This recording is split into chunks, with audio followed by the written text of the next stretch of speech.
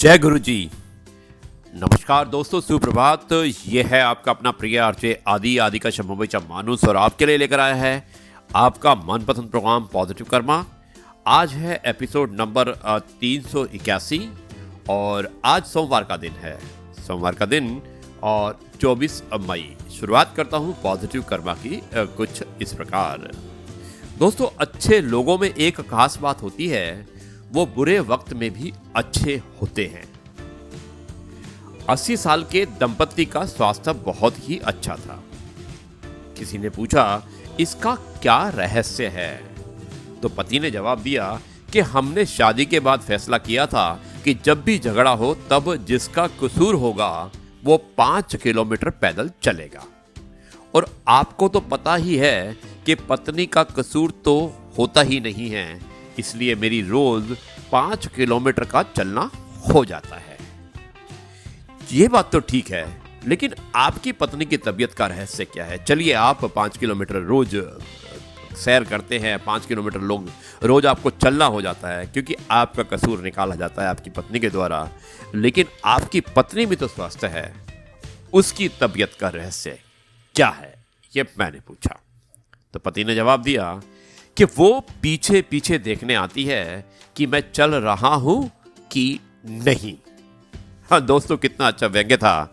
और यही शायद एक अच्छी सेहत का राज है एक 80 साल के दंपति का। ये मैं आपको कहना चाहता हूं कि आप भी अपना ख्याल रखिएगा, स्वस्थ रहें, मस्त रहें और व्यस्त रहें। ये है आपका अपना प्रिय आरजे आदि का शब्द परिचय मानुस। दोस्तों, आज मैं आरजे आदि विशेष कुछ अलग हो जाए उसमें मैं एक बहुत ही सुंदर सी कविता सुनाना चाहता हूँ, जो मुझे उम्मीद है कि आपको पसंद आएगी। मैंने पसंद की है और मैं उम्मीद करता हूँ कि आपको भी पसंद आएगी। ये कविता मैंने 6 साल पहले जो लिखी थी उसको खोज के लाया हूँ और मैं समझता हूँ कि आज भी उसके उतने ही मायने हैं जितने कि 6 साल पहले थे। कविता का शीर्षक है, इंसान जाने कहाँ खो गए हैं। शुरुआत करता हूँ इस कविता की। जाने क्यों अब शर्म से चेहरे गुलाब नहीं होते, जाने क्यों अब मस्त मौला मिजाज नहीं होते। पहले बता दिया करते थे दिल की बातें, पहले बता दिया करते थे दिल की बातें, जाने क्यों अब चेहरे खुली किताब नहीं होते। अब चेहरे खुली किताब नहीं होते। आगे लिखा है, सुना है बिन कहे दिल की बात समझ लेते थे, सुना है बिन कहे दिल की बात समझ लेते थे, गले लगते ही दोस्त हालात समझ लेते थे। तब ना फेसबुक ना स्मार्ट मोबाइल था, तब ना फेसबुक ना स्मार्ट मोबाइल था। देखिए कितने पहले की बात लिखी है और ये बात आज भी सत्य सिद्ध होती है। आगे लिखा है कि तब ना फेसबुक ना स्मार्ट मोबाइल था, ना फेसबुक ना ट्विटर अकाउंट था, एक चिट्ठी से ही दिलों के जज्बात समझ लेते थे, एक चिट्ठी से ही दिलों के जज्बात समझ लेते थे।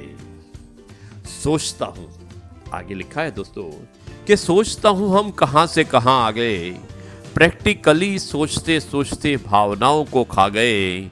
अब भाई भाई से समस्या का समाधान कहाँ पूछता है, अब भाई भाई से समस्या का समाधान कहाँ पूछता है, अब बेटा बाप से उलझनों का निदान कहाँ पूछता है।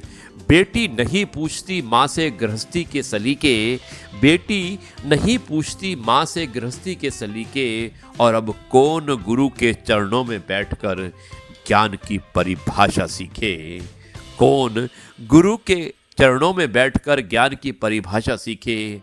परियों की बातें अब किसे भाती हैं। कितना सुंदर लिखा है दोस्तों कि परियों की बातें अब किसे भाती हैं, अपनों की याद अब किसे रुलाती है। अब कौन गरीब को सखा बताता है, अब कौन गरीब को सखा बताता है, अब कहाँ कृष्ण सुदामा को गले लगाता है। जिंदगी में हम प्रैक्टिकल हो गए हैं, जिंदगी में हम प्रैक्टिकल हो गए हैं, मशीन बन गए हैं, मशीन बन गए हैं सब, इंसान जाने कहाँ खो गए हैं, इंसान जाने कहाँ खो गए हैं, इंसान जाने कहाँ खो गए हैं।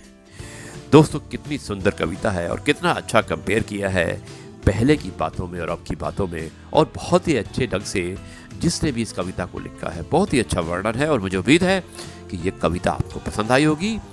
ये है आपका प्रिय आरजे आदि कशम मुंबईचा मानुस, और अब मैं इस कार्यक्रम को यहीं पर समाप्त करता हूं और कल आपसे एक बार फिर मुलाकात होगी एक नए कहानी, नए किस्से और नई कविता के साथ।